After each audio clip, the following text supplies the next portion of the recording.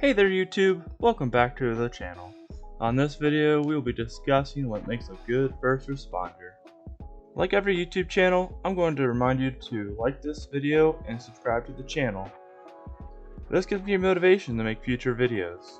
Now back to the main event. I've had this as a driving thought and question throughout my whole career. What makes a good firefighter, a good EMT or medic? What is a good cop? How can I become one? With what I'm about to discuss is from my perspective, years of thought and discussion with my fellow coworkers. I've said it before and I will continue to say it. Anyone can be a first responder, but it's not for everyone. Figuring out if someone is a good first responder is all subjective. I might think someone is a good firefighter or paramedic, but someone else might think they're mediocre or subpar. Saying firefighter is going to cover my viewpoint of being a first responder. I would like to believe I am a good firefighter and paramedic. If I didn't believe that, then I wouldn't continue doing it.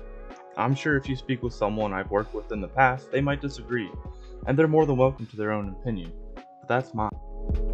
From the time I started at the fire academy up to now, I hear people talk about good firefighters and bad firefighters. Are we comparing these people to what? Do we put them next to fictional characters like Tommy Gavin from Rescue Me or Steve McCaffrey from Backdraft, also known as Bull? I highly doubt that.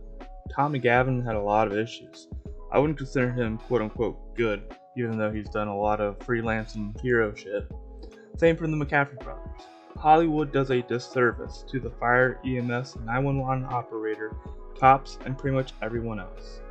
They're there to give us, the consumer, entertainment, and that's about it.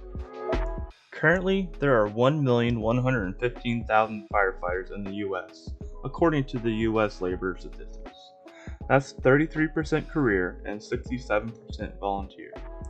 As for EMS, there are 177,530 EMT and paramedics, according to the Bureau of Labor Statistics, but when I went to the NREMT, which is the certification website, they have 412,000 certified EMS personnel in the United States.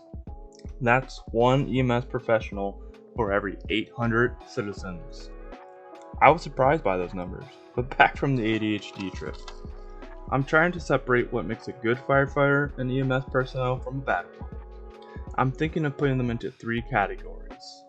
The three categories being physically, mentally, and spiritually. Starting with physical, it's a very physically demanding job. Straightforward, pretty much what you're thinking. Starting out, I want to talk about the number one killer of firefighters, and that's cardiac events. Unfortunately, about 100 firefighters die a year in the line of duty, also known as LODD, and about half of them are heart related.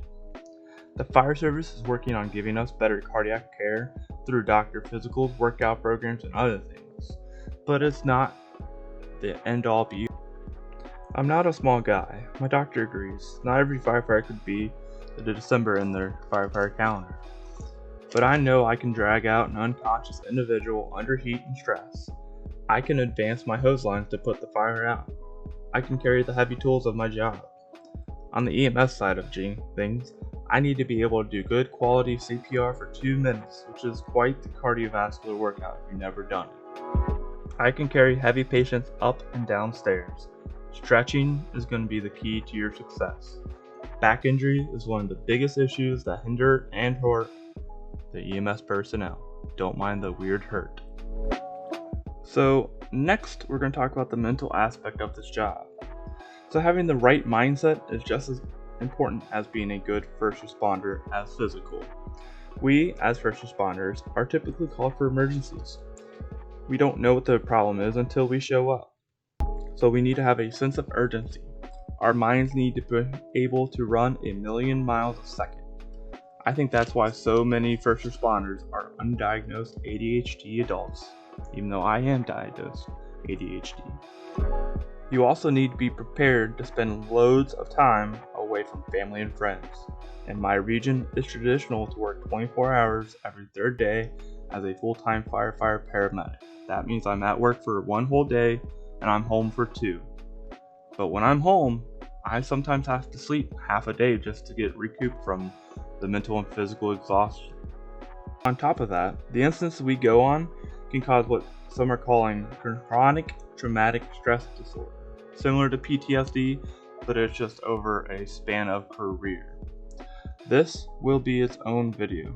Just know first responders typically have more mental and physical challenges than the public would believe. I don't think I'd be alive if I hadn't sought help myself. So last but not the least is the spirit. And just because I'm saying spirit doesn't mean I'm talking about religious. I'm talking about soul. You're going to need your soul to do things that your brain doesn't want to do. Doing the training on days you'd rather be out golfing, seeking knowledge and pushing yourself to be better every day. Whether that means doing training yourself or going to outside training.